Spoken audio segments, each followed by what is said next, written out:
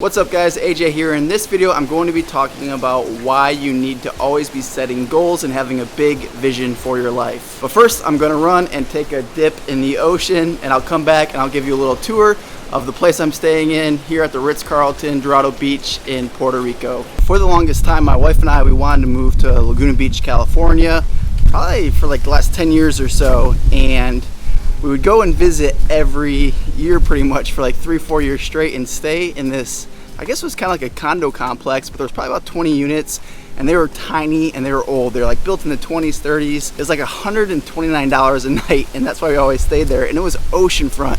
And if you know anything about Laguna Beach, that is cheap. These rooms, they were like the size of the bathroom of the place I'm staying in right now. But it was important for us to always stay there because it was right where we wanted to live whenever we moved to Laguna Beach. It was right there at, I think it's pronounced Talia Street, Oak Street, and we got engaged right nearby there at the Surf and Sand, so we just loved that area. So we always stayed there even though it wasn't that nice of a place, but it's an expensive area and that's all we could afford. Part of what we were doing, whether we knew it or not, was really cementing our vision for what we wanted in our lives. We wanted to live by the ocean, we wanted to live in an amazing area, in a great place. And it's so cool to be here in Dorado Beach where we're going to be moving. We're looking at houses right now because this is what we always wanted, and it's just so exciting to see all that come to fruition. When we were staying in that place in there in Laguna Beach, we had no idea how we were going to make it happen, and we didn't have the means. We weren't even close. We had just gotten started in real estate. We were picking up steam. Business was okay, but to live in an area by the ocean is not cheap, right? The homes are multi-million dollars, and making a couple $100,000 a year as a real estate agent isn't going to cut it.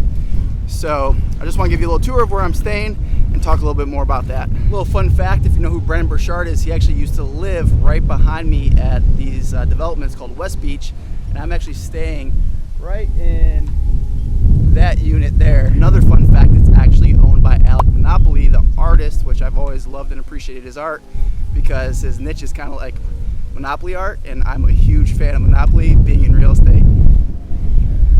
All right, that felt amazing. So about 4 years ago, we were actually able to retire from selling real estate at the age of 31 after building our real estate team for the first 4 years at Keller Williams, then at EXP, to about 100 transactions a year. And we're able to retire from selling real estate because of the EXP revenue share model. So shortly after that, we decided to take a trip around the country in a motorhome for about a year. And our plan at the end of that was to move to Laguna Beach. And then we found out about Puerto Rico, how amazing it is, the tax benefits that are available, and just learned about the island as a whole, and we decided we wanted to move to the Caribbean. So we did about 3 years ago, and we moved to a place called Palmas del Mar. Loved it there, absolutely loved it there. Met some amazing friends, some of my best friends in my life. And then this past January, my wife and I, we went to the Ritz in Dorado Beach for an overnight stay, just us two, to set our goals for the year and really just plan out our future with our son Breck and our soon-to-be daughter Bella, who was born a few weeks ago. And we decided we wanted to move to Dorado Beach really during that trip. However, we didn't know if it was really going to happen. We're like, man, this place is amazing. It's got everything that we really want. So we talked about it, and then ultimately we decided we were going to start looking at houses a few months later and get a feel for what it's like. The reason we wanted to move to Dorado Beach is because the kiteboarding, there's a big culture here of kiteboarding. There's a surf shop right here in the community. The beaches are incredible, as you can see. And Palmas didn't really have that beach culture that I was looking for. Like I said, we wanted to move to Laguna Beach because we love the beaches and all that. And Palmas, just the way it is on the coast, with the seaweed that comes in and the rip currents and just the roughness of the sea. You can see here they built some rocks along the bay, I guess, so that the waves don't crash and your kids can play, and you don't got to worry about them being swept away, where it was a real concern in Palmas. And really just a better fit overall for our family with everything that we can do here with our kids. For us, it just fits what we like to do better, which is drive around on a golf cart, go to beaches, and enjoy being outside at parks and things like that. We loved our time in Palmas del Mar. We just decided that Dorado was going to be a better fit for us. All right, let's head inside for a quick tour. One of the things that I always think about is never being willing to settle, but always being grateful and content. So what does that look like? I went the wrong way, wrong path. It's like it's tough to be content in the moment, but also always be looking for, what's next. What's that next level of life that you want to be living. And at times, sometimes it is easy to look so far in the future and not really be grateful in the moment, because you're always thinking about what's next, what do I got to do to achieve. So it's really something that I've always worked on and I'm very intentional about, because I want to live in the present and I want to always be grateful for what I have. And I think I do a really good job at it for the most part. Can always improve, of course. But the thing with never settling, and I feel like for us, if we didn't make this move, it would have just kind of felt like settling. And to be able to raise Breck and now Bella in a community where they can learn how to kiteboard and surf and enjoy these beautiful beaches and the pools here and the parks, we're just so grateful for that opportunity. And although it's a leap of faith, for us, because it is just a next step up, we're ready to make it. I'll just wash my feet real quick and then we'll head in for a tour. One of the cool things about staying at this specific unit is the golf cart that I've been able to drive the last couple days to see houses. EXP orange right there. So it's been a lot of fun. All right, let's go ahead inside. Let's go ahead and start the tour, and right after the tour, I'm going to give you my top tip for setting a vision for your life and actually achieving it. So we got some cool art on the wall. Again, this place is owned by Alec Monopoly, the artist, so he's got a lot of really neat touches in terms of art is concerned. So it's 2-bedroom. It's I think valued based on what the realtors are telling me that I've met while I've been here. Just a bedroom here. It would probably sell north of $10 million. Kind of hard to see the outside with the bright light coming through. So this is this guest bedroom or second bedroom. Nice big shower. But I really want to show you the living room, the patio, and the master bedroom. So in peak season, this actually rents out for like $6,000 a night. I did not pay that. I got a much better deal. So kitchen, pretty updated. Got some really neat art on the walls. I'm not sure if that's one of his pieces. Ironically enough, this art right here, this photograph was actually in our Petoskey Airbnb that we stayed at a couple months ago, although this one is signed. So I'm guessing maybe it's worth a little bit more than the other one, because the other one was probably just a print. All right, take you outside here, out on the patio. It's been awesome the last couple days to be able to just sit out here and think and get some work done. And I just love the ocean. I'm not sure if you can hear the waves crashing right now, but when I'm by the ocean, it just puts me at peace. I actually read a study that when you're by the ocean, you feel different because the way the air, I guess, gets turned over with the waves, it like kind of oxygenates, if that's a word, the air.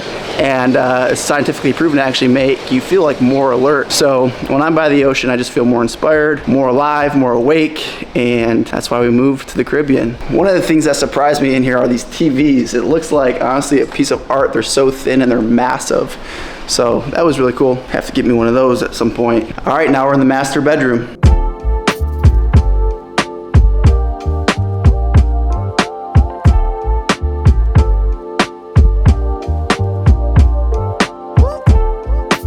When I first walked in and saw that Alec Monopoly piece over the master bed, I was like, wow, that is really awesome. I'd love to have that, because I've been an Alec Monopoly fan for a little while. And then I actually ended up learning that this is his unit. So I thought that was pretty cool. The bathroom now here is amazing. The tub's huge. There's an outdoor shower and 2 indoor showers. And honestly, the closet, the master closet, and the bathroom is pretty much the size of that unit in Laguna Beach that we always stayed in. So it's just so crazy to be here just honestly like 4 or 5 years later. So the number one tip I wanted to share with you about creating a vision and actually fulfilling that vision is, it's one thing to make a vision board, but I recommend that you actually try to live it as much as possible. So if you want to move to a new area, like we did Laguna Beach when we were selling real estate in Charlotte, we wanted to move to Laguna Beach so bad. So we'd go there at the end of every conference. We didn't make 2 trips because we didn't have the money for the extra vacation.